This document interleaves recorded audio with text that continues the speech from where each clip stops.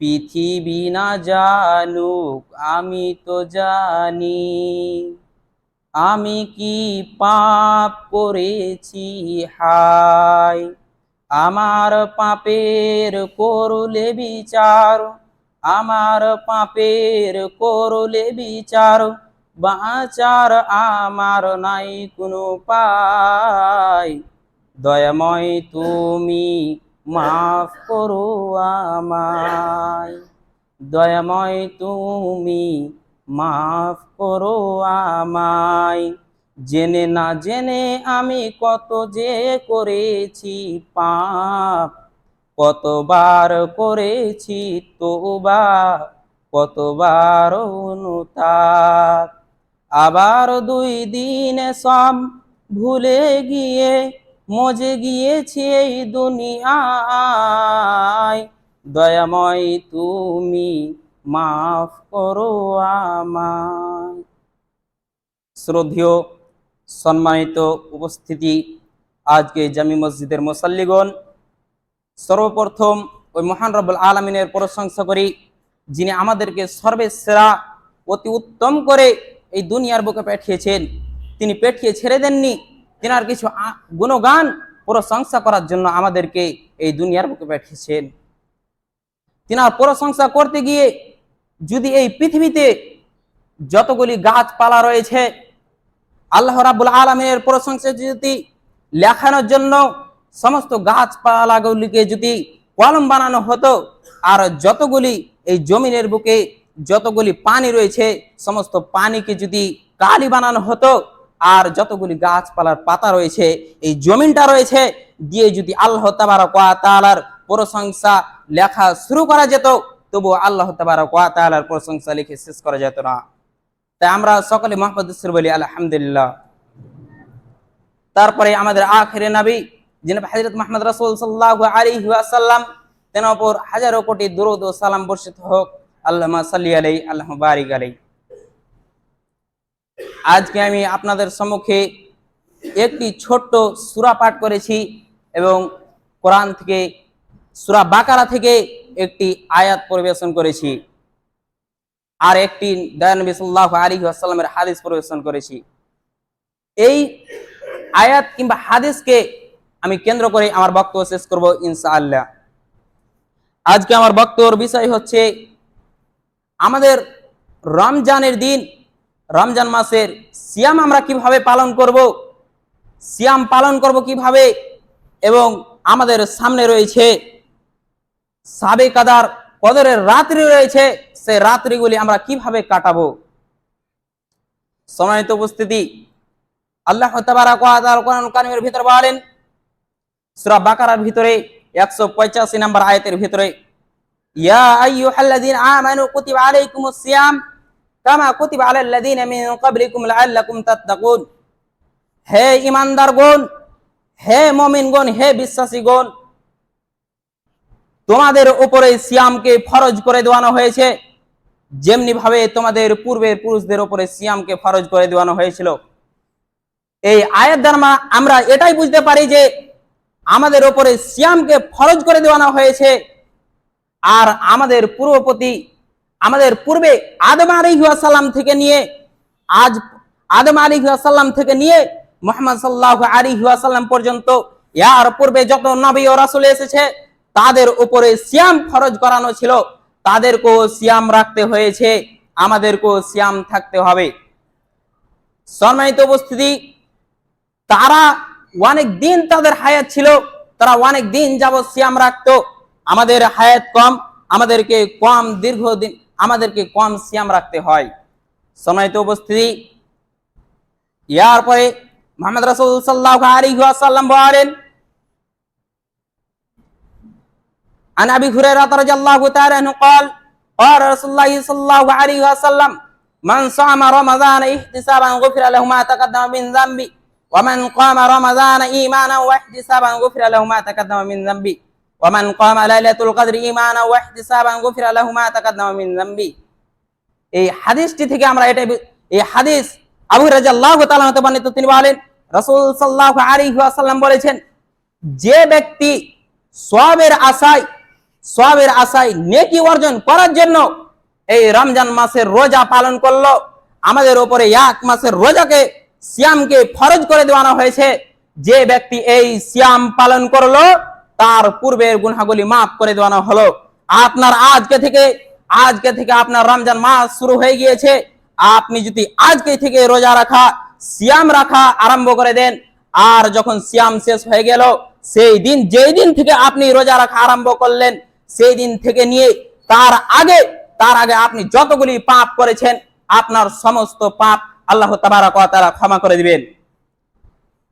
এরপরে আল্লাহ রাসূল সাল্লাল্লাহু আলাইহি সাল্লাম বলেন, যে ব্যক্তি ঈমানের আশায়, নেকির আশায় এই রমজান মাসের রাত্রিগুলিতে জেগে জেগে আল্লাহর ইবাদত করবে, আল্লাহকে ডাকবে, আল্লাহকে অনুসরণ করবে, তার পূর্বের গুনাহগুলি মাফ করে দেওয়া হবে।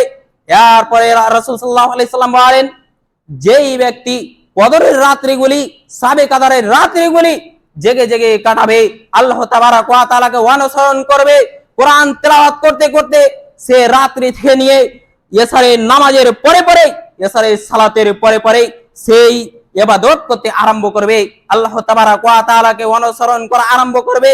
আর সেই দিন থেকে নিয়ে, সেই এশারের পর থেকে নিয়ে ফজরের আজান পর্যন্ত সে আল্লাহর ইবাদতে কাটাবে, তার পূর্বের গুনাহগুলি মাফ করে দেওয়ানো হবে।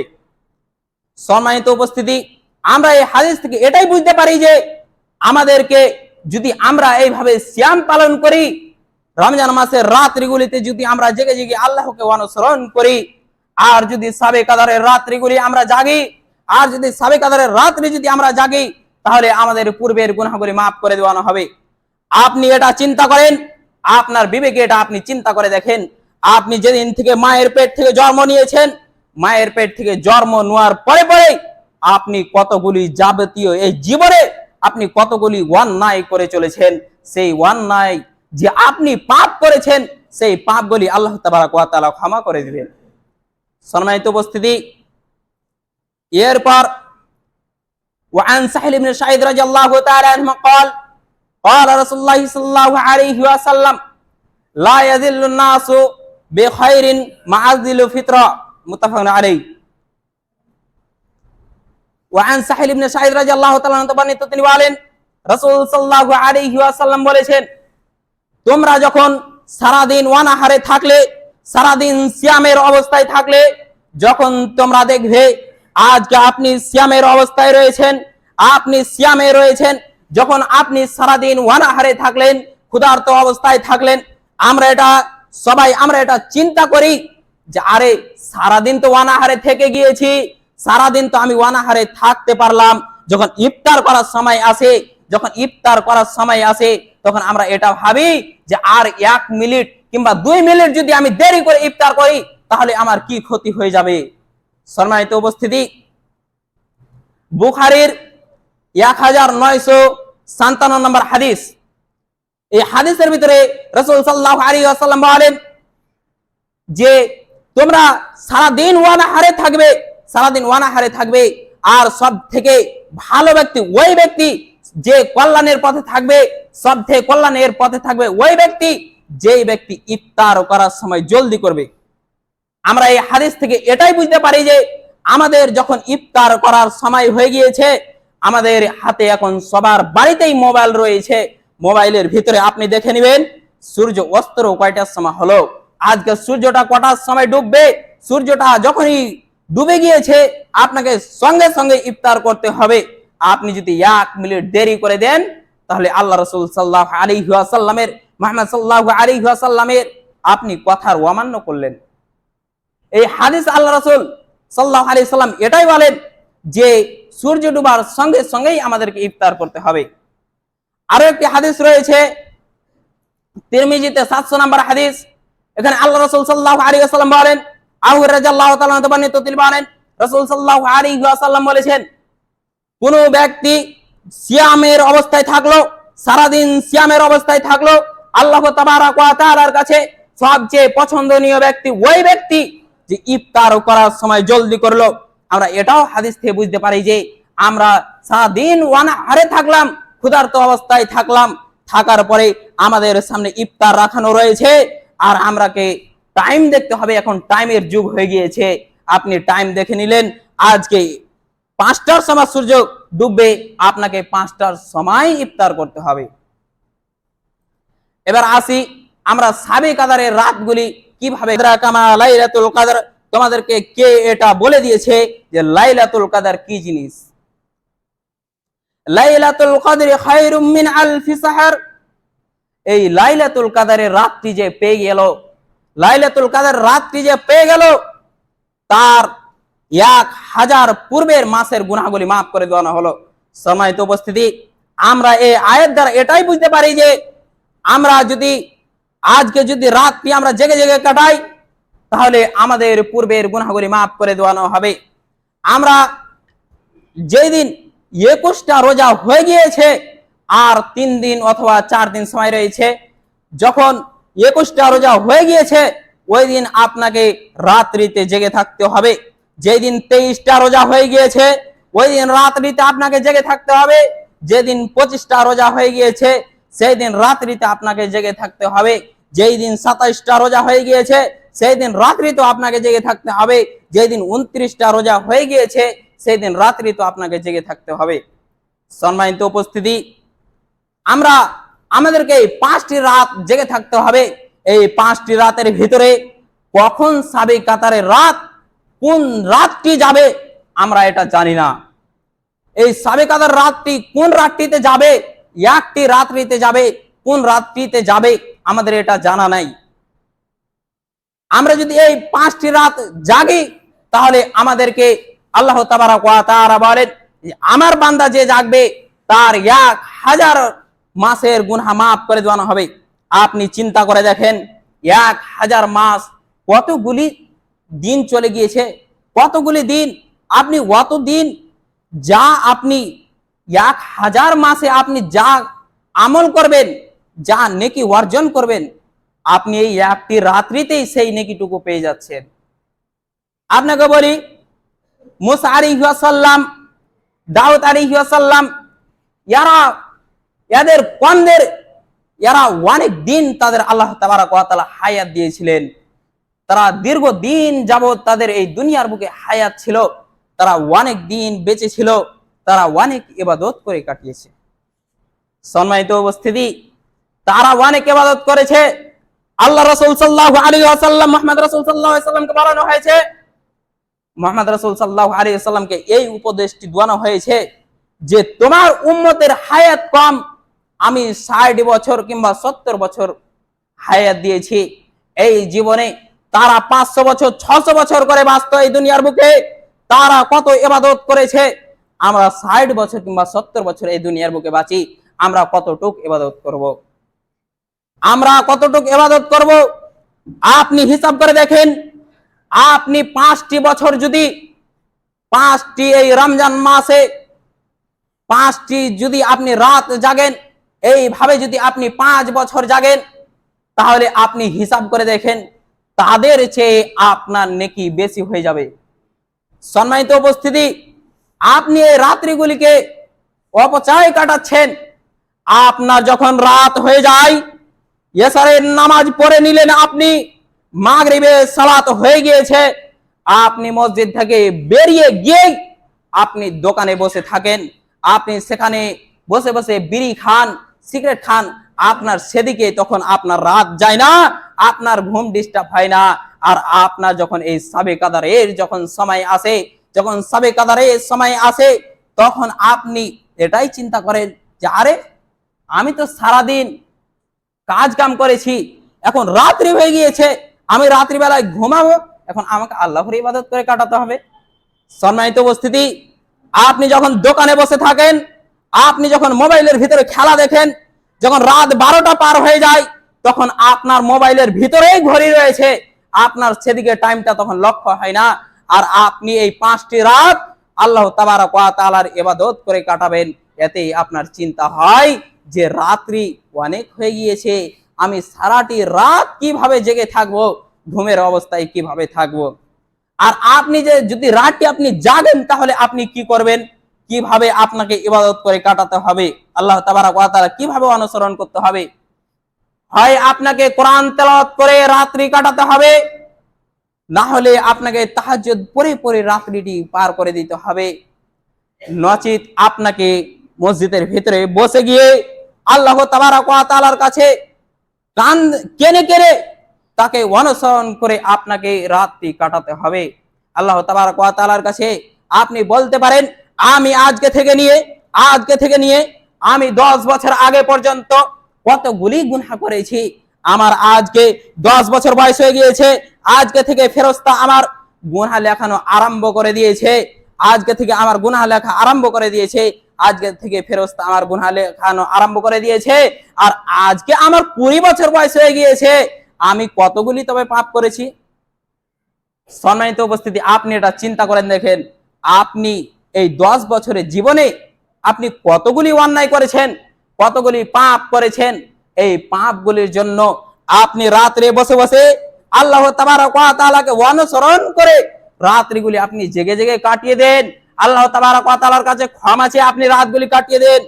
আপনার এই টাইম, আপনার যদি আপনি রাতটি কাটিয়ে দেন, তাহলে আপনাকে আল্লাহ তাবারক ওয়া তাআলা 1000 মাসের সব আল্লাহ তাবারক ওয়া তাআলা দিয়ে দিবেন।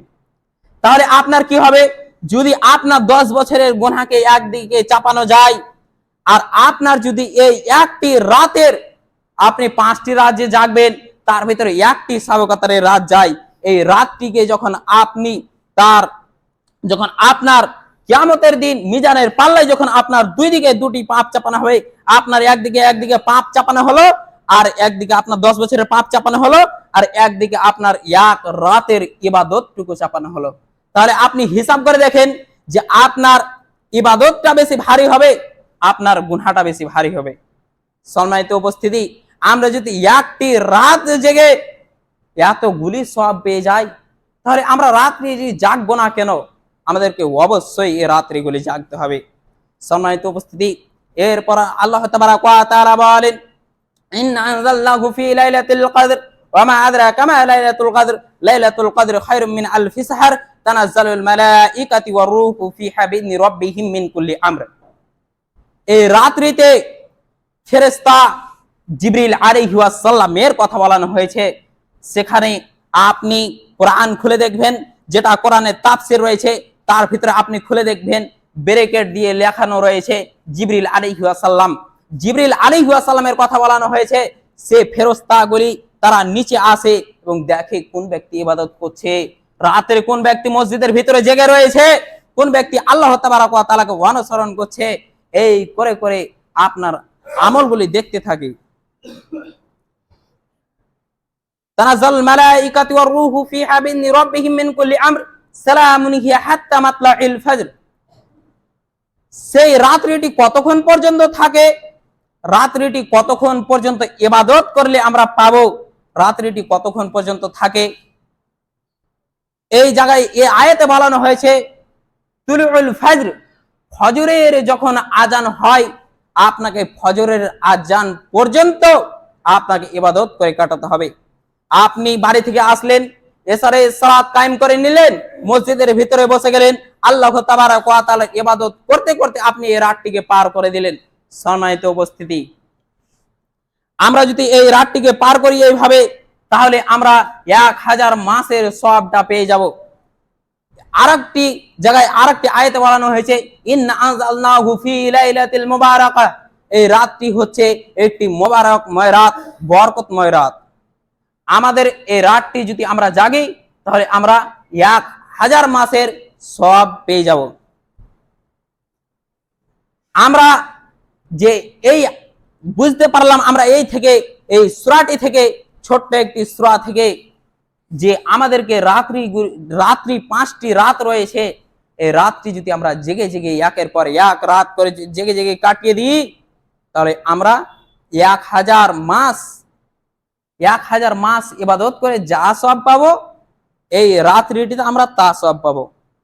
আর আমরা ওয়ান সাহিল ইবনে সাঈদ রাদিয়াল্লাহু তাআলা আনহুমা, এই সাহিল ইবনে সাঈদ রাদিয়াল্লাহু তাআলা যে হাদিসটি বর্ণনা করেছে, এই হাদিস থেকে আমরা এটাই বুঝতে পারলাম, বুখারীর 1957 নম্বর হাদিস থেকে, যে আমরা ইফতার করার সময় সারাদিন ওয়ানাহারে থাকলাম, ওয়ানাহারে থেকে ইফতার করার যখন সময় হয়ে গিয়েছে, আমাদেরকে সূর্য ডোবার সঙ্গে সঙ্গে ইফতার করতে হবে। আপনি 30 সেকেন্ড লেট করে ইফতার করেন, আপনি 30 সেকেন্ড যদি লেট করে ইফতার করেন, তাহলে আপনি আল্লাহ রাসূল সাল্লাল্লাহু আলাইহি ওয়াসাল্লামের কথার অমান্য করলেন। সম্মানিত উপস্থিতি, আল্লাহ তাবারক ওয়া তাআলা যেন আমাদেরকে বুঝার এবং আমল করে চলার, এই কথাগুলির উপরে আমল করে চলার যেন আল্লাহ তাবারক ওয়া তাআলা তৌফিক দেন। আল্লাহুম্মা আমিন। সময় শেষ হয়ে গিয়েছে, বলার অনেক কিছু ছিল। আমার ছোট বাচ্চা বলে যদি বলার মাধ্যমে ভুল হয়ে থাকে তাহলে ক্ষমা করে দেবেন। আর আমার আয়াতের ভিতরে আয়াত পড়ার মাধ্যমে যদি ভুল হয়ে থাকে, আল্লাহ তাবারক ওয়া তাআলা যেন আমাকে ক্ষমা করে দেন।